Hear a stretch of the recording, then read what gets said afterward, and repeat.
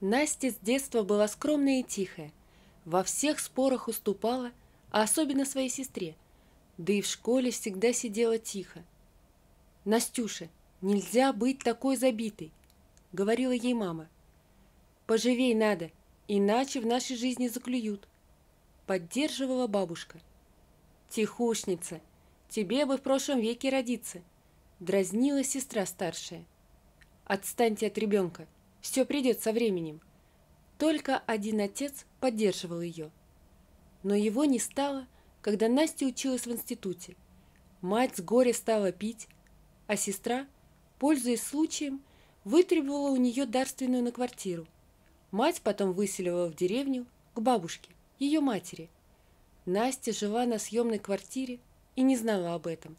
Сестра быстро все провернула.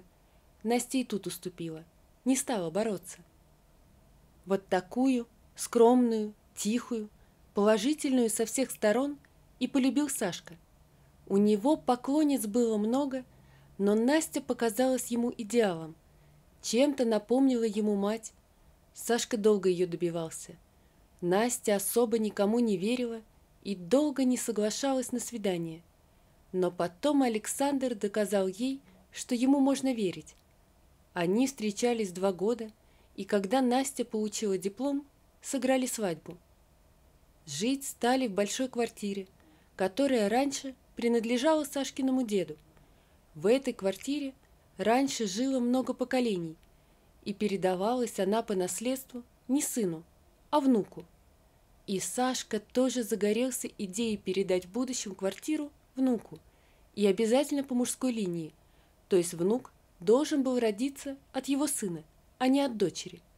Он очень часто поднимал этот вопрос, а Настя смеялась.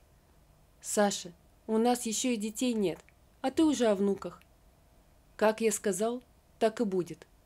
Сашка с первых дней начал командовать в доме. Тихая Настя с ним не спорила. Да и зачем? Все было пока хорошо. Сашка имел бизнес, отец помог. Настя работала. Благодаря родителям она успела получить хорошее образование. Настя очень хорошо разбиралась во всех тонкостях бухгалтерии, могла заметить малейшую ошибку. А когда главный бухгалтер был увлечен в махинациях, Настю поставили на ее место. Она уже не была той тихой и забитой, как раньше. Она стала уверенной в себе. Все на работе заметили эти перемены, и теперь никто и не пытался юлить с цифрами или документами. Только дома все было по-прежнему. Муж отдавал приказы, а она исполняла. Так же безропотно и спокойно. Даже когда Александр потребовал сменить занавески, которые она так тщательно подбирала. Забеременеть не получалось. Сашка психовал. Он очень хотел иметь сына. И чем быстрее, тем лучше. Это стало его навязчивой идеей. «Да когда ты уже скажешь, что у нас будет ребенок? Иди проверяйся». Настя ужасно не любила ходить в больницы, но пришлось.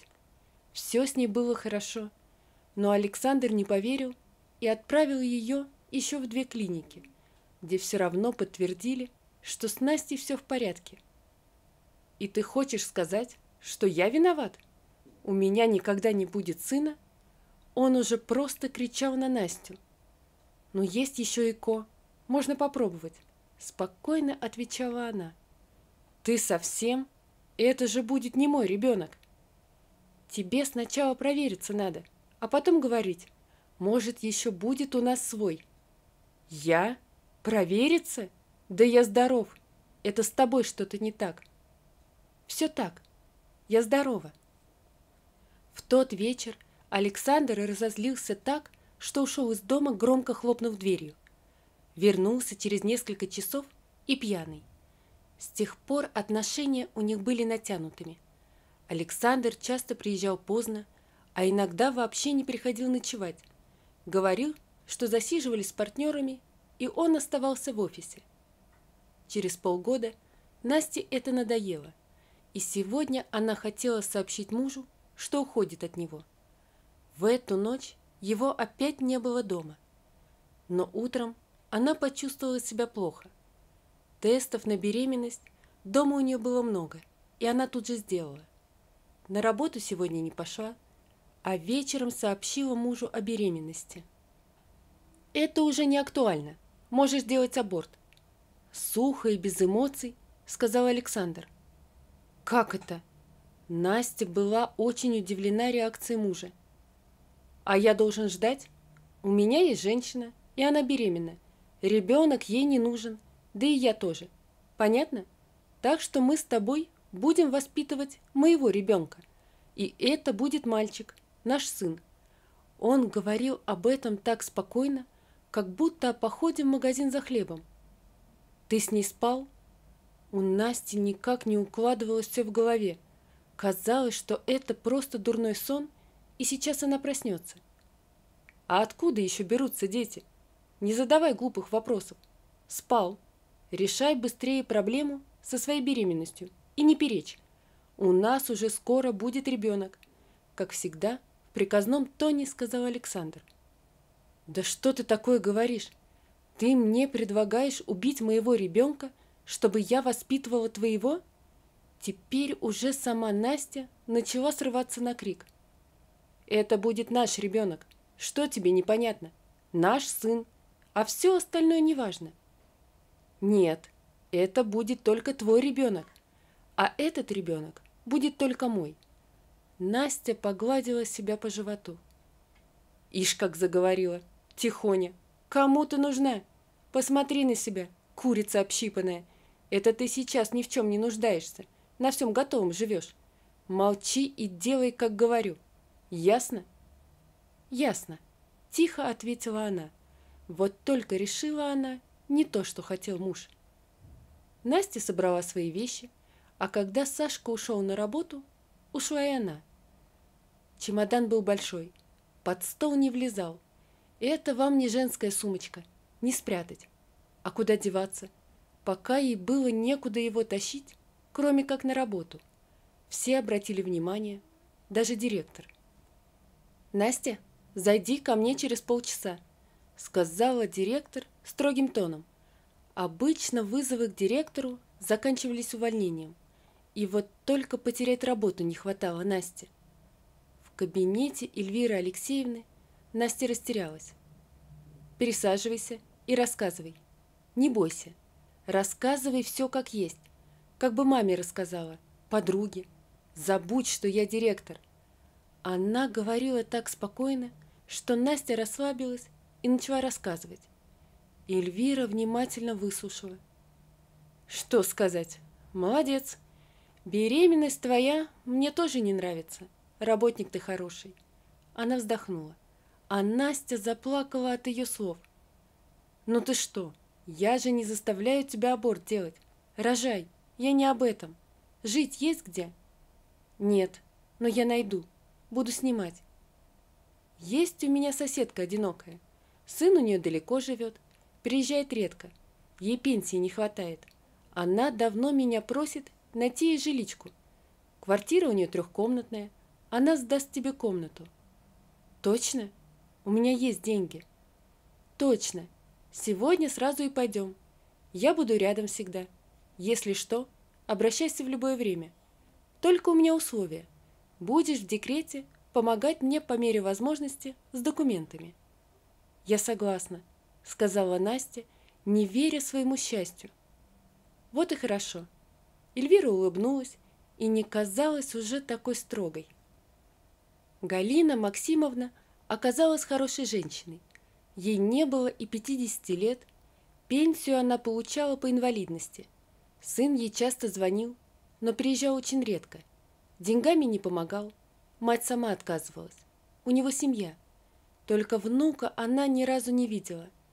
Насте ей сразу понравилось, а то, что она беременная, ее даже обрадовало. «Не своих внуков, так чужих понянчу. Вырастим», — сказала она Насте. Так они и начали жить вместе. Настя работала, покупала продукты, оплачивала коммуналку. Галина Максимовна занималась домашними делами. Вечерами они вместе пили чай. Галина Максимовна готовила приданое малышу.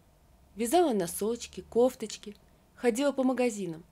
С Александром Настя не общалась, он ей даже не позвонил после того, как она ушла. При выписке из роддома Настя увидела рядом с Галиной Максимовной высокого мужчину. Она сразу его узнала. Это был ее сын. Она видела его на фотографии.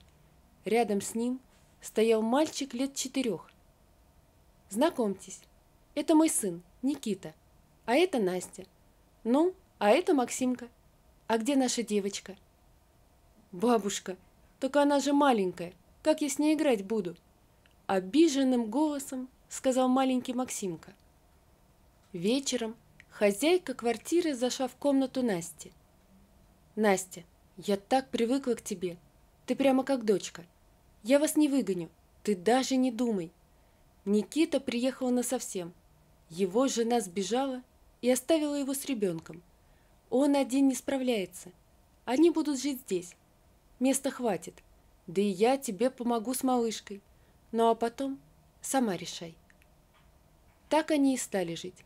Максимка часто заходил в комнату Насти. Ему нравилось наблюдать за маленькой Ирочкой. А Настя не была против. Ей нравился этот любознательный мальчик, который много спрашивал, интересовался, а еще даже пытался ей помогать. А когда она уже вырастет? Скоро. Жду, а она все лежит. Настя рассмеялась, потом достала сантиметр, и Максимка убедился, что Ирочка все-таки немного подросла. Ирочка росла быстро, вот и ползать стала. А потом все радовались ее первым шагам, а особенно Максимка. Теперь он шел рядом с ней и смотрел, чтобы Ирочка не упала. Александру пришлось платить алименты. Настя подала на развод. Сколько нервов он ей тогда истрепал, но благодаря Эльвире Алексеевне у нее был адвокат. Настя знала только, что даже несмотря на тест ДНК, Александр кричал, что дочь не его.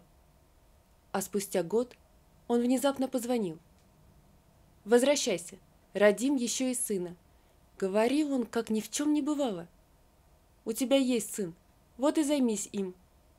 «Нет сына», — сбежала она вместе с ребенком. «Ей нужен был ребенок, а не я. И в отличие от тебя, алименты не требуют, так что плати дочери», — перебила его Настя. «А ведь ты тоже можешь отказаться, хорошо подумай». «Нет», — твердо и уверенно сказала Настя.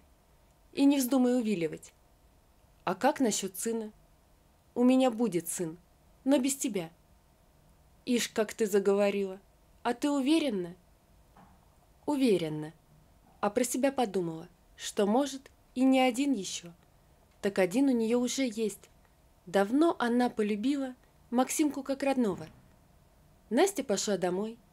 Там ее уже все ждали. Никита тоже развелся и собирался сделать ей предложение.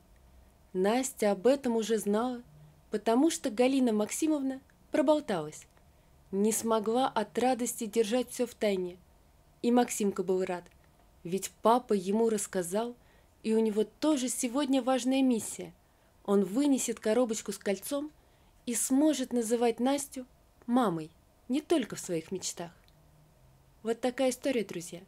Напишите, пожалуйста, что вы думаете об этой истории. Не забудьте подписаться на канал и поставить лайк. Всего вам доброго. До свидания.